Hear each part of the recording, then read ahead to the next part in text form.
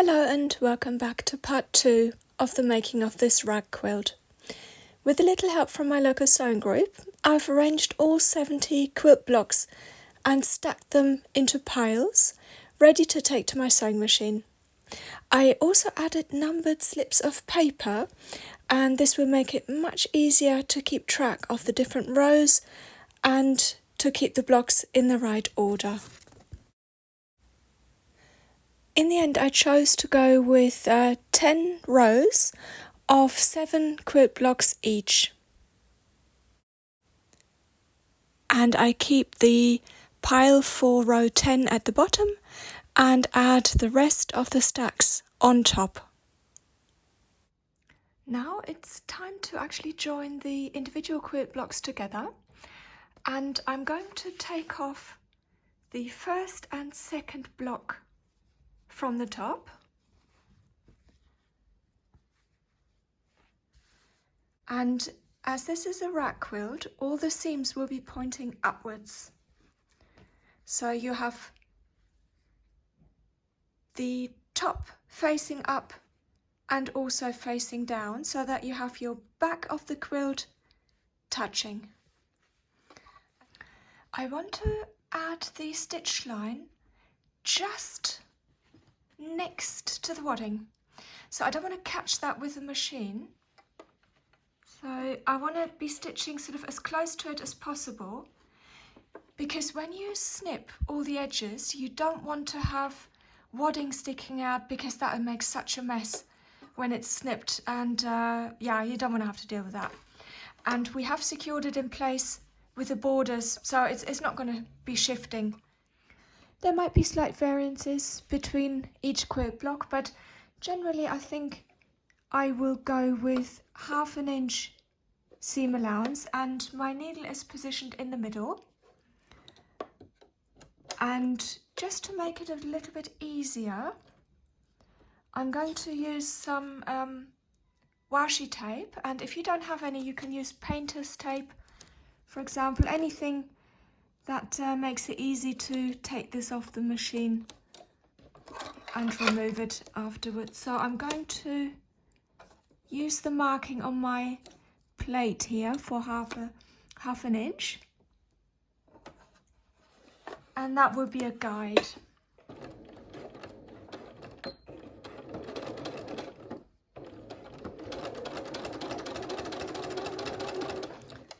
If you don't have a walking foot, you can use your normal presser foot. The walking foot does make it a little bit easier because it grips the fabric better. With a normal walking foot, you might find that the foot might want to slide off this little step here. It's hard to describe, but you might actually have to really sort of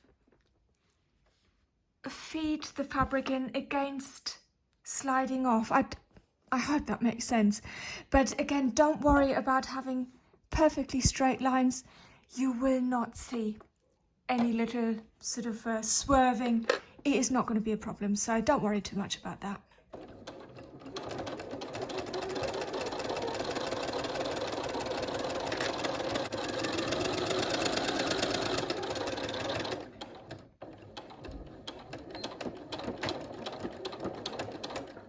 And I'm going to take the next 2, and I've already pinned them. So this is quilt block number 3 and quilt block number 4 of the first row.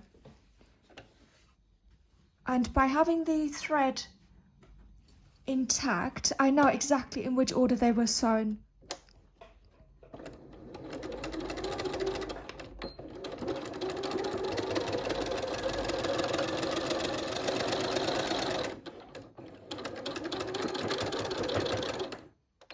I've now got quilt block number 5 and 6, and carry on without cutting the thread. So you can see that the fabric just wants to go that way, and there's a little gap that's already appeared, but again, I can only stress, don't worry about that. You can oversteer a little bit and sort of feed it back. This was quilt block number 1 and quilt block number 2, and then I'm going to snip the seam here, and I know that this was quilt block number 3, and I now need to join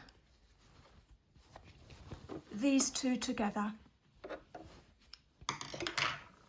And the last pair is still attached here, so again we're preserving the order in which to sew things together.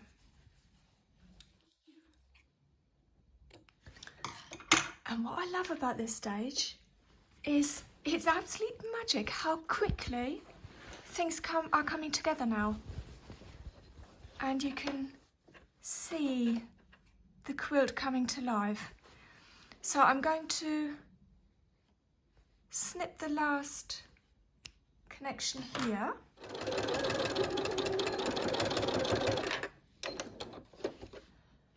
So we have 6 blocks joined now, and we can then add number 7 as the last one of that row.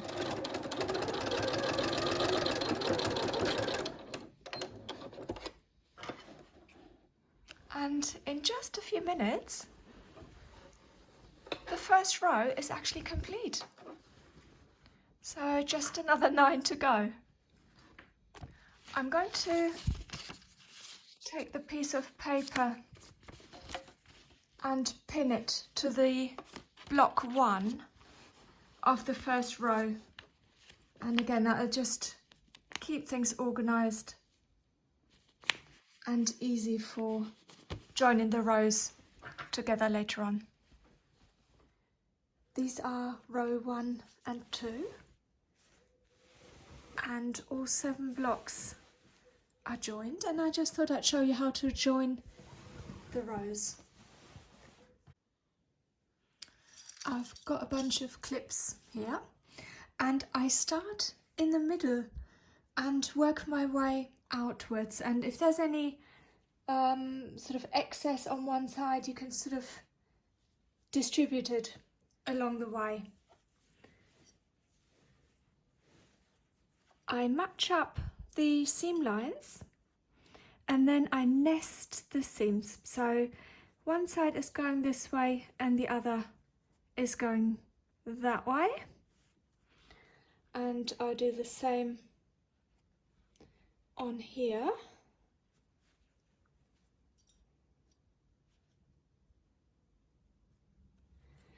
And if you find that one side has a little bit more length here than the other, give it a little stretch and find the middle,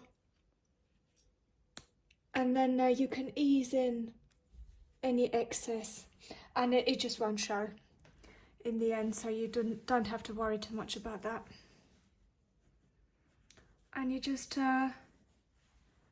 work your way to the end and start sewing. I've made really good progress today, and I'm just adding row number 7 to the other 6, and the quilt is getting heavier, and what is really important at this stage is that you support the weight really well, because what you don't want to happen, sorry about the shadows, it's actually night time by now, what you don't want to happen is that the weight of the quilt drags and pulls on your stitches, because that will make it really hard to keep a straight seam line here. I'm just adding row 8 to the quilt, and by now there's been quite a bit of handling and there is bound to be quite a lot of fray. I just wanted to give you a little tip. When you clip the rows together, just pull all the frayed edges out so that there's none caught on the back of the quilt as you're adding the clips, because that would give you a really clean seam on the back, if that makes sense. If there's any threads poking through, you'll have to, you know, just go along and snip them off, but you might as well save yourself the work later.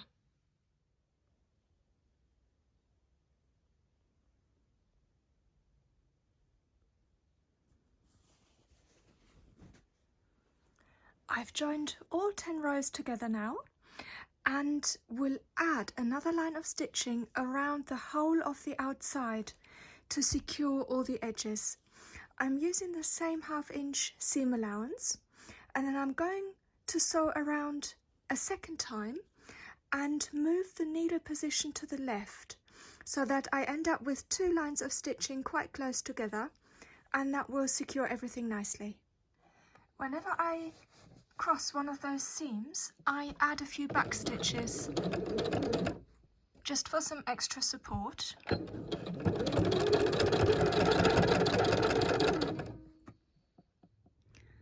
Are you ready for the next stage? This will be one epic session of snipping. What you want to do now is snip literally as close to the seam as you can safely get, and make a snip sort of every centimetre or centimetre and a half every single seam, and I'm going around the outside and do the same. If you haven't got any specific snips, you can just use some scissors, fabric scissors with a really sharp point, and they'll do the trick just the same. This is also a really good opportunity to pull out whatever threads you can so they don't land in your washing machine. If you have it straight, so you're not running the risk of cutting into anything underneath, and then you can literally use your fingers as a guide of where you want the snips to end. And that way I find it is quite easy to get close to the seam without running the risk of going through it. So every sort of centimetre or so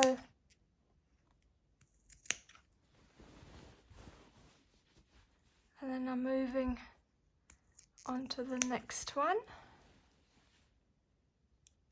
These are quite a few layers. If you have a few layers to get through, you can, if your snips aren't as sharp, just do them bit by bit.